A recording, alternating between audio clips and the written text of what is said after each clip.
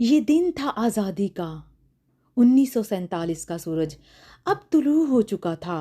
ایک لمبے انتظار کے بعد برے صغیر کی فضاؤں میں ایک نئی امید، ایک نیا خواب اب تعبیر میں بدلنے والا تھا۔ ساتھ ہی اس رنگ میں ایک گہری اداسی کا رنگ بھی تھا۔ یہ وہ دن تھا جب کروڑوں مسلمانوں کی دعائیں، قربانیاں اور برسوں کی جدوجہد اب کچھ ہی پلوں میں رنگ لانے والی تھی۔ لیکن اس خواب کی تعبیر آسان نہ تھی۔ یہ کہانی صرف ایک ملک کی کہانی ہی نہیں تھی، بلکہ ان لاکھوں ماؤں، بہنوں، بیٹیوں اور بزرگوں کی ہے جنہوں نے اپنا سب کچھ لٹا کر پاکستان بنایا۔ قائد اعظم محمد علی جناح کی قیادت میں مسلمانوں نے جب ایک الگ وطن کا مطالبہ کیا تو ان کے سامنے صرف ایک زمین کا ٹکڑا ہی نہیں تھا، بلکہ ایک ایسا خطہ تھا جہاں مسلمان آزاد ہو کر اپنی دینی رسم و رواج اور ثقافت کے مطابق زندگی گزار سکیں۔ قائد اعظم کی تقریر کے کچھ الفاظ جو کہ ابھی تک محفوظ ہیں: آپ آزاد ہیں، آزاد رہیں۔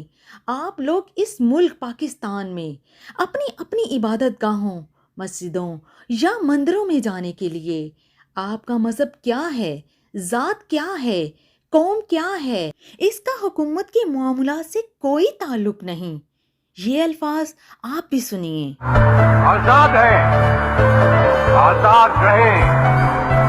آپ لوگ اس ملک پاکستان میں اپنے عبادت گاہوں، مسجدوں یا مندروں میں جانے کے لیے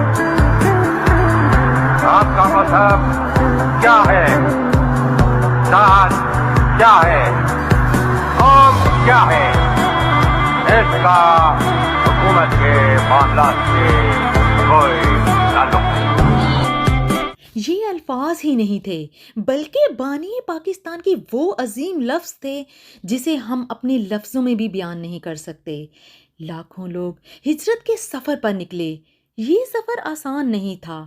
کئی بچے ماں باپ کی گود میں دم توڑ گئے، عورتوں کی عزتیں پامال ہوئیں، بوڑھے بزرگوں کو راستے میں ہی شہید کر دیا، ٹرینوں میں لاشیں بھر بھر کے آئیں۔ ایک ماں اپنے بیٹے کو لے کر جب سرحد کی طرف بڑھی تو اس کے شوہر کو راستے میں ہی قتل کر دیا گیا۔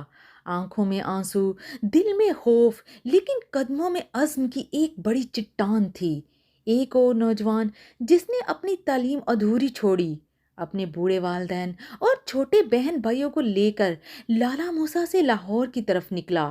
راستے میں ان کے قافلے پر حملہ ہو گیا۔ وہ جوان اپنی ماں کی گود میں آخری سانسیں لیتا ہوا بولا، اماں اگر میں نہ بچا تو مجھے پاکستان کی مٹی میں دفن کرنا۔ اور پھر اس کی ماں نے بیٹے کو اپنی چادر میں لپیٹا، اپنے آنسوؤں کو اپنے اندر ہی دبایا اور بڑے فخر کے ساتھ اس سفر کو جاری رکھا۔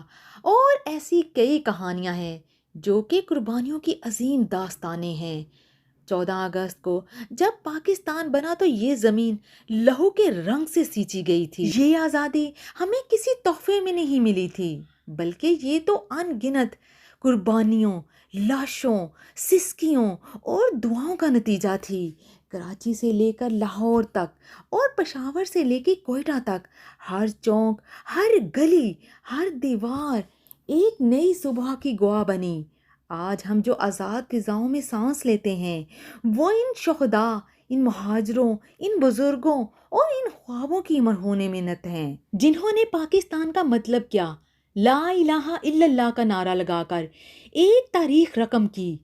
یہ پاکستان یوں ہی نہیں بنا، اور نہ ہی یہ صرف ایک جغرافیہ ہے، بلکہ یہ شہیدوں کے خون، ماں کے آنسوؤں، بیٹی کی عصمت اور قربانی اور جواں مردوں کے خوابوں کا حاصل ہے۔